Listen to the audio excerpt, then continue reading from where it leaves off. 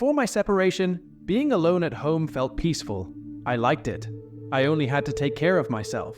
I could sit on the couch or leave dirty dishes and nobody would tell me to clean up. After my divorce, I felt lonely when the kids were with their dad. Sometimes, I like to eat chips and do nothing. I could take a long bath with bubbles and a good book. But today, I felt lonely. I needed a friend really badly. At night, I walk around the house. I clean up dishes and trash and turn off lights. The dogs usually come with me. Tonight, they stayed in the backyard. When I got to my daughter's room to turn off the light, I felt confused. Didn't I already turn this off? Maybe I was just tired. I turned it off, took a plate from her bed, and moved on. After bringing the dogs inside, I went to my room. My daughter's light was on again. I knew that I had turned it off, didn't I? My golden retriever, Bella, was by my side. Her ears were down and she was growling. I quietly got my phone and my gun. I was ready to call 911. Bella and I looked around the room. Max came too. We checked under the bed. They sniffed everywhere. We looked in the closet together. Nothing. No one. I checked the windows that were all locked. Bella calmed down as we left the room. I turned off the light again. We searched the rest of the house. The dogs were with me. It's a small house with 3 bedrooms that is snug. No basement or attic. I felt scared. I made sure that all the doors and windows were locked. Maybe I was just imagining things. Maybe it was a problem with the electricity. I would call an electrician if it happened again. I took the dogs to my bedroom. I locked the door. My phone was charging nearby. The gun was in the drawer by my bed. Usually, it's in a safe. I promised that I'm a responsible gun owner. But the light problem made me nervous. The kids weren't home. I had felt happy and sad being home alone before. Sometimes I felt mad at my ex. Being scared was new. I didn't like it. As I lay in bed, I tried to calm down. It was just my imagination. The doors and windows were locked. I had 2 dogs that barked at anyone who came by. If someone were here, I'd know. I needed more sleep. That's why I must have forgotten to turn off the light. Twice. I fell asleep facing the door. I woke up to the dogs barking. Sleepy, I saw my bedroom door was open. It was dark outside, but the light was on in the hallway. I had 911 ready to call before I fully woke up and grabbed my gun. My heart was racing. I came out to find that all the lights in the house were on. I was crying on my neighbor's porch when the police came a few minutes later. My dogs barked from behind her door as she gave me a blanket and tea. They looked around the house. They didn't find anyone. They politely asked if I was taking any medicine or had been drinking. I wasn't, and a glass of wine didn't make me sleepwalk and turn on all the lights. They said that I could go back. My neighbor offered me her spare room. I said yes. The next morning, I went back with my heart beating fast and the dogs acting nervous. We checked the whole house again. Everything seemed fine. The lights were still on, probably left by the police. It was okay. I carefully checked the house. All doors and windows were locked.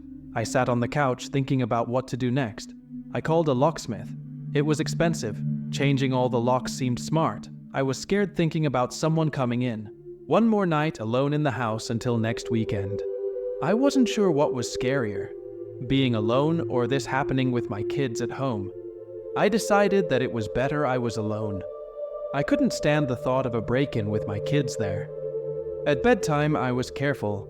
Room by room from the farthest point, I turned off lights. I got to my room and looked down the hall. The kitchen light was on.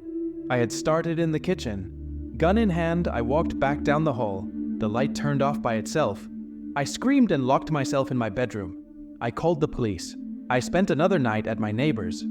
I called my ex. I told him what was happening and asked if the kids could stay with him until I figured this out.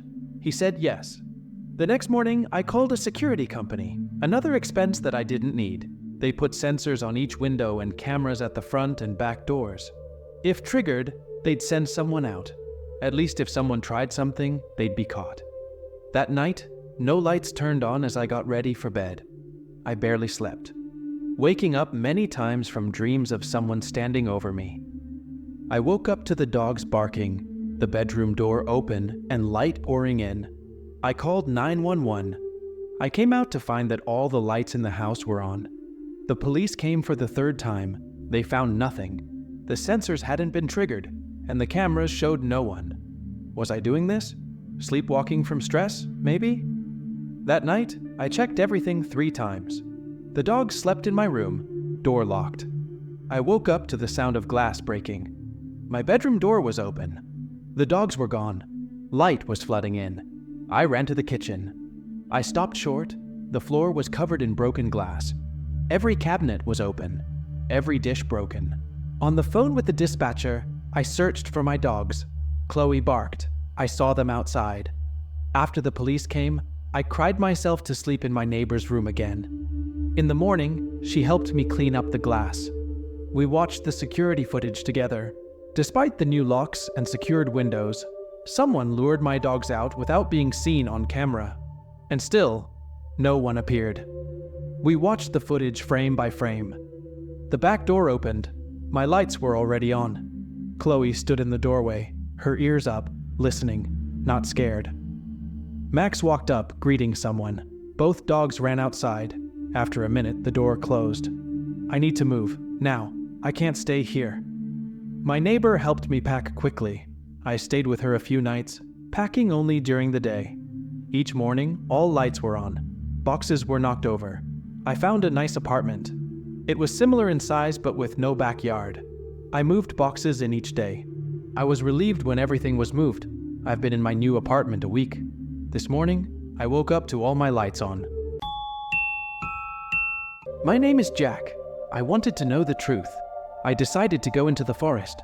When I got close to the house, I heard whispers. Help me, someone, please help me. I looked around but saw nothing. My flashlight showed only darkness. A shadow moved. It became a shape I knew. Thank you for helping me, the ghost said. Now, stay with me, forever. All the doors were blocked. My heart was beating fast. I was sweating. I looked in a mirror. I saw a face I didn't know. What is happening? I whispered. The ghost came closer. You have always been part of me, Jack. We were here together. Remember? I started to remember. The face was Madeline's boyfriend who died that night. I realized I was the one who hurt Madeline because I was jealous. No, this isn't true. I'm not your Jack, I shouted. The mirror showed it was true. The ghost held my hand. You must pay for what you did, Jack, she whispered. Her voice was cold. It made me shiver. I'm not your Jack. But why did he hurt you? I cried. Because of love, Jack. But his love became hate, the ghost said. He couldn't let me be happy with someone else. I understood. Her Jack was stuck in the house. His spirit was there because he felt guilty and sad. Now he wanted to get out by taking over my body. Madeline came fast before Jack could do anything. Welcome home, my love, she whispered. I woke up suddenly. My heart was pounding. I was on the cold floor of the house. Was it a dream? It felt real. I left the house. The whispers stayed with me. Every night before sleep, I heard faint whispers. Help me. Someone, please help me. The same words from the woods now haunted my home. I tried to ignore them. They got louder. The whispers were desperate. It felt like the spirits followed me. I lived in a nightmare. I questioned if I was going crazy. The story of the house trapped me. I couldn't escape the whispers. I realized some stories should stay untold. Some secrets should stay hidden. The house still stands and waits for another curious person. I am marked by the curse. I wait for the whispers to take me. I don't know how long I can stand this. Please, help me. Someone, please help me.